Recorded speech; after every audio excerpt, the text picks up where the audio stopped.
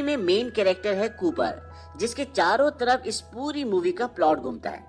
Cooper NASA में एक pilot था, पर अब वो नासा में काम नहीं करता बल्कि मक्के की खेती करता है। और इसका एक सबसे बड़ा कारण ये है कि दुनिया को अब वैज्ञानिकों की नहीं बल्कि किसानों की जरूरत है, क्योंकि पूरी दुनिया अब भूख से जूझ रही है। धरती पर 7 साल पहले गेहूं उगना बंद हो गया और 1 साल पहले ओकरा और बाकी की चीजों की पैदावार भी खत्म हो चुकी है। कूपर के 2 बच्चे हैं, मर्फ जो पढ़ाई में बहुत होशियार है और उसका साइंस में बहुत रुझान है, और बेटा टॉम जो पढ़ाई में एवरेज है। अब मर्फ जिस कमरे में सोती है वहां पर एक बुक शेल्फ है और बार बार उस बुक शेल्फ से किताबें अपना भी नीचे गिर जाती है। मर्फ अपने पिता को कई बार बोल चुकी है कि उसके कमरे में भूत है, और मर्फ ये भी बोलते है कि मुझे लगता है कि वो भूत आप हैं। पर कूपर इन सब बातों पर विश्वास नहीं करता। कूपर बोलता है कि ये सब नॉन साइंटिफिक बातें हैं। मर्फ बोलती है कि आप ही ने बताया कि विज्ञान का मतलब उन चीजों को एक्सेप्ट करना होता है जिन्हें हम समझ नहीं पाते। कूपर बोलता है ठीक है, अगर तुम घोस्ट और साइंस के बीच में कनेक्शन जोड़ना चाहती हो तो उससे डरने के बजाय जो कुछ भी तुम्हारे कमरे में होता है उसे ऑब्जर्व करो और उसकी सच्चाई का पता लगाओ। एक बार सब बेसबॉल का मैच देख रहे होते हैं, तभी सायरन बजता है और ये सायरन होता है तूफान आने का। धरती पर अब धूल भरे तूफान आना आम बात हो चुकी है और ये धूल भरा तूफान कभी भी आ जाता है। तूफान आने से मैच बंद हो जाता है और सब मास्क लगाकर अपने अपने घर चले जाते हैं।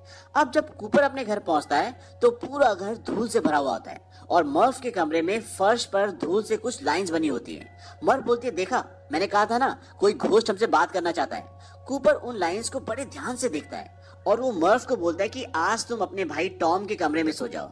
और कूपर वहीं रहकर ये समझने की कोशिश करता है कि यहाँ हो क्या रहा है। कूपर पूरी रात उस कमरे में ये समझने की कोशिश करता है कि लाइंस कैसे बनी और बुक्स अपने आप गिर कैसे जाती हैं। अब सुबह होती है और मर्फ वहां पर आती है और वो देखती है कि उसके पिता अब भी वहीं बैठकर उन धूल की लाइनों को देख रहे हैं।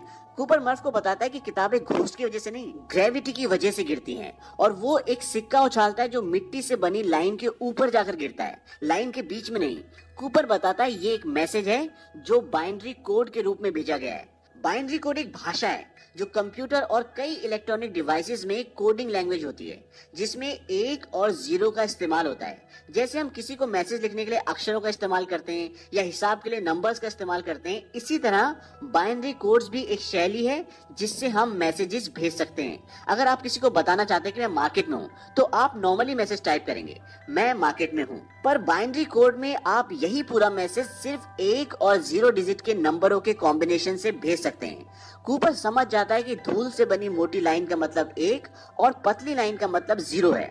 अब कूपर इस मैसेज को डिकोड करता है और मैसेज को डिकोड करने के बाद उसे एक लोकेशन का पता चलता है और वो और मर्फ उस जगह पर पहुंच जाते हैं। अब जब कूपर अंदर जाने की कोशिश करता है तो उसे वहां की सिक्योरिटी पकड़ लेती है और अगले सीन में दिखाते हैं कि कूपर से एक रोबोट कुछ पूछताछ कर रहा होता है। तभी वहां पर एक लड़की आती है, ये एक साइंटिस्ट है और इसका नाम एमिली है।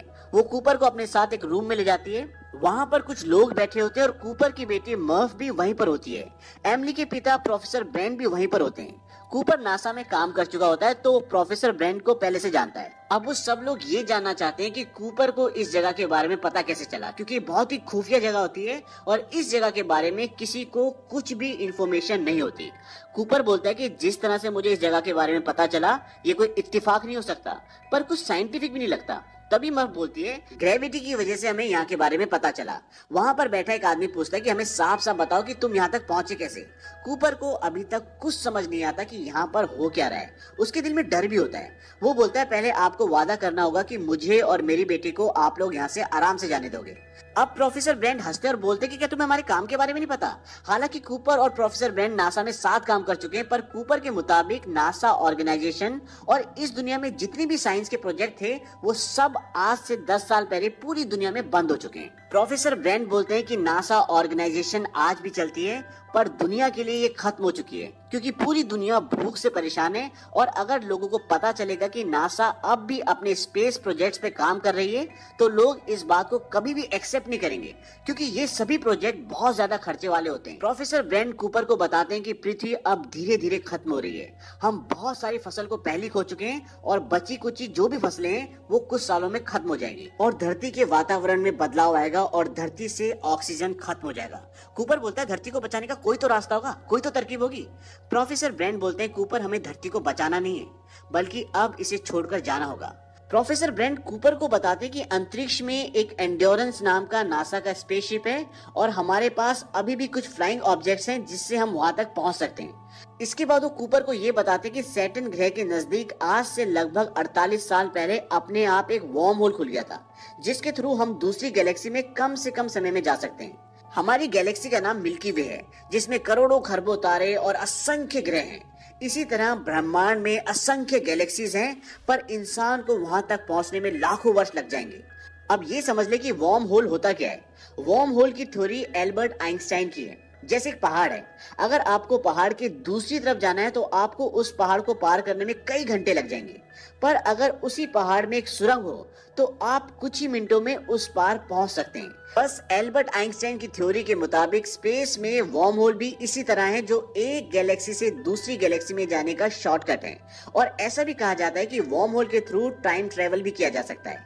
प्रोफेसर ब्रेंट कहते हैं कि कोई एडवांस सभ्यता इंसान की मदद करने की कोशिश कर रही है। वो कूपर को बताते कि हम पहले ही 13 एस्ट्रोनॉट्स को वार्म होल के थ्रू दूसरी गैलेक्सीज में भेज चुके हैं और उन्हें वहां ऐसे ग्रहों को ढूंढना है जो इंसान के रहने के लिए पर्याप्त हो और ज्यादा दूर ना हो। और उन सब के पास एक रोबोट है, और जब उन्हें कोई ऐसा ग्रह मिल जाएगा जहां इंसान रह सकता है तो वो उस रोबोट को ऑन कर देंगे और फिर हमें यहाँ उसका सिग्नल मिल जाएगा। अब जो 13 एस्ट्रोनॉट्स गए थे उनमें से उन्हें 3 का सिग्नल मिल चुका है, यानी 3 अलग अलग ग्रहों का। पर उन ग्रहों पर डायरेक्ट बात नहीं की जा सकती, तो सिर्फ उनके पास उन तीनों ग्रहों के सिग्नल्स हैं। और इसलिए अब एक टीम बनाई जा रही है और उन तीनों ग्रहों पर, उन तीनों प्लैनेट्स पर उन्हें भेजा जा रहा है। और अगर तीनों में से कोई सा भी ऐसा ग्रह है जहां पर इंसान आराम से रह सकता है, तो उसके बाद प्रोफेसर ब्रेंट के पास 2 प्लान है। Plan number 1, professor Brent gravity को समझने और उसे कंट्रोल करने की कोशिश कर रहे हैं, और अगर उन्हें कामयाबी मिल जाती है तो एक स्पेस स्टेशन के जरिए संपूर्ण मानव जाति को उस ग्रह पर भेज देंगे जो रहने लायक है। और इसके लिए उन्होंने एक स्पेस स्टेशन बनाया भी हुआ है, और वो स्पेस स्टेशन वही है जहां पर कूपर और प्रोफेसर ब्रेंट खड़े हैं। दरअसल ये कोई बिल्डिंग नहीं है, बल्कि आप इसे एक अंतरिक्ष यान कह सकते हैं। पर सबसे बड़ा सवाल ये है कि इतना बड़ा अंतरिक्ष यान अंतरिक्ष में जाएगा कैसे। इसके लिए वो ग्रेविटी को कंट्रोल करने के फॉर्मूले पर काम कर रहे हैं। अगर पृथ्वी पर कुछ देर के लिए ग्रेविटी को ऑफ कर दिया जाए तो इस विशाल यान को अंतरिक्ष तक आराम से भेजा जा सकता है, क्योंकि ग्रेविटी के बिना ये स्पेस स्टेशन अपने आप ही हवा में तैरने लगेगा और उसके बाद इसे बस दिशा दिखाने की जरूरत होगी, और इस तरह से पृथ्वी के लोगों को बचाया जा सकता है। तो ये है प्लान नंबर 1। प्लान नंबर 2, अगर प्लान 1 पूरा नहीं हो पाता और ऐसा प्लेनेट ढूंढने में काफी वक्त लग जाता है जहां पर इंसान रह सकते हैं, तो इंसान अपने साथ 5000 मानव भ्रूण ले जाएगा। भ्रूण मतलब इंसान के डीएनए, और इन भ्रूण के जरिए नए लोगों को पैदा किया जा सकता है और इंसान की प्रजाति को बचाया जा सकता है। पर यह तय है कि धरती की लाइफ अब ज्यादा नहीं है और आने वाले समय में यहाँ पर सारे लोग मर जाएंगे। अब प्रोफेसर ब्रेंट कूपर को बोलते कि तुम भी इस मिशन में शामिल हो जाओ, क्योंकि हमें एक पायलट की जरूरत है और तुम एक पायलट हो। कूपर इस चीज के लिए मान जाता है क्योंकि ये दुनिया को बचाने की बात है, लेकिन इस बात से उसकी बेटी मर्व बहुत नाराज है। वो नहीं चाहती कि उसके पिता किसी ऐसे मिशन पर जाए जहां पर जान का खतरा हो और जहां से आने का कुछ पता ही ना हो।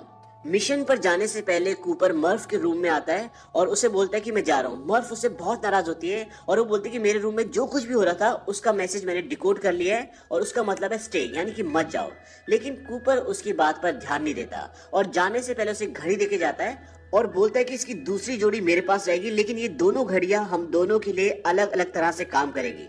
और कूपर ये बात इसलिए बोलता है क्योंकि अंतरिक्ष में जहां वो जा रहे हैं वहां पे वक्त की रफ्तार उन्हें पता है कि कम होगी और पृथ्वी पर वक्त की रफ्तार ज्यादा है।